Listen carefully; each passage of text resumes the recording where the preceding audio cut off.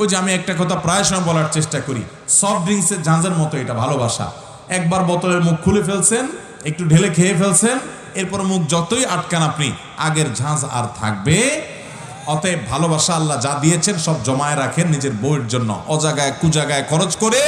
এরপরে আসল টাইমে দেখবেন যে ভালোবাসার পুঁজিতে টান পড়ছে। অতএব যুবকরা 2 নম্বর পথে যাবেন, সব জমা করে রাখেন বউয়ের জন্য, এবং ওইরকম একটা বউ খুঁজে রাখেন যে সব জমা করে রাখছে তার জামাইয়ের জন্য। তাহলে ইনশাল্লাহ বেটে বলে হবে। আর না হলে দুইজনেরই পুঁজির টান আছে, দেখবেন যে ভালোবাসা জমে না, কদিন পরে একজনের ক্যাবলা একদিকে আরেকজনের ক্যাবলা আরেকদিকে। চায়না মাল যতটা লাস্টিং করবে আপনাদের বিয়ে ততটা লাস্টিং করবে, চায়না মালের চাইতে খারাপ হয়ে যাবে।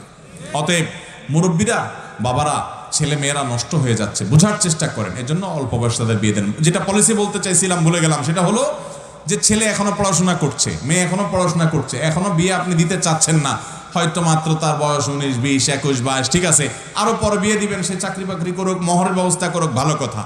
একটা বুদ্ধি করতে পারেন, সেটা হলো এই ছেলে তলে তলে অন্য মেয়েদের সাথে হারাম রিলেশন করবে, আপনার প্রেমের নামে 2 নম্বরই করে বেড়াবে, আর মেয়েরাও এরকম হারাম সম্পর্ক করবে। কোনো না কোনোটা ক্ষেত্রে হয়তো এরা করবে, বেশিরভাগ ছেলে মেয়েরা আজকাল আক্রান্ত। তো বাঁচাবার জন্য বুদ্ধি হলো, একটা ভালো মেয়ে আপনার ছেলের জন্য খুঁজে, দিনদার, আপনার ছেলের জন্য যেভাবে চাচ্ছেন সেরকম একটা মেয়ে ব্যবস্থা করে, ওই মেয়ের বাপরে ফুসলায়া যদি তাদের বিয়ের বয়স হয়, উপযুক্ত হয়, অন্তত বিয়েটা একজন হুজুরকে দিয়ে পড়ায় নেন যে আগদ হয়ে গেল, কিন্তু দুইজন দুইজনের জায়গায় থাকবে, ছেলের বাড়িতে, মেয়ের বাড়িতে, যেটাকে আমার দেশে বলে আগদ হয়ে থাকে। উঠি কি বলে এটাকে আপনাদের এলাকায়?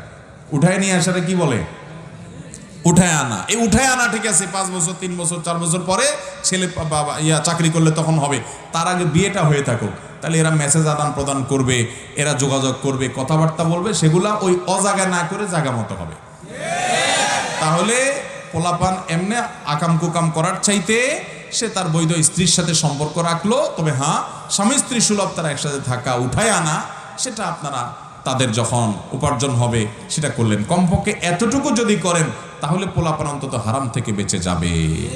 বাবারা, নিজেদের সন্তানদের চরিত্র যদি না বাঁচাইতে পারেন তো এই সন্তান কখনো নেককার হবে না, এই সন্তান আপনার দুঃখের কারণ হবে, আপনি নিজে এটা সাফার করবেন। বিদায় সন্তানের চরিত্র বাঁচানোর চেষ্টা করবো তো আমরা ইনশাআল্লাহ। আল্লাহ আমাদের মুরব্বীদেরকে তৌফিক দান করুন। আর এই লম্বা লম্বা ঠিক বলনেওয়ালা আর জোরে জোরে আমিনের এই মিছিল করনেওয়ালা যুবকদেরকে বলবো, কামাই রোজগার শুরু করে দেন। কামাই রোজগার শুরু করেন, তাহলে বাপ মাকে বিয়ের কথা বলতে সুবিধা হবে। কামাই রোজগার করে এরপর ইমাম সাহেবকে আদিয়া তোফা দিয়া চাইনিজ খাওয়ায় ফুসলা ফাসলায় বলবেন আমার আব্বা